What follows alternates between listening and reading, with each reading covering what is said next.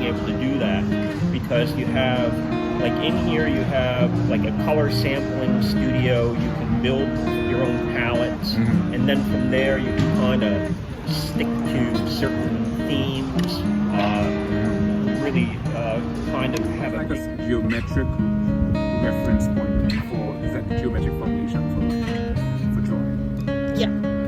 And what it's meant to do is replicate what we see when we're standing somewhere that has a one-point perspective, like a desert. The bipolar or mania share the exact same phenomenon. So there's a number of different variances.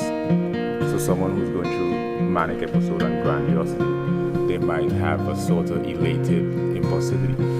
Someone else, promiscuity, might ascend off the roof. Someone else might experience a high level of grandiosity, right? You know, inspire a different feeling, but just based on the color palette. So, you know, exploring color is, you know, is a big part of, you know, where you can go as an artist. This application is remarkable for... It's unnecessary. Right? If I were to, like, draw a building that was in one-point perspective, I'd come up here for the edge of my building.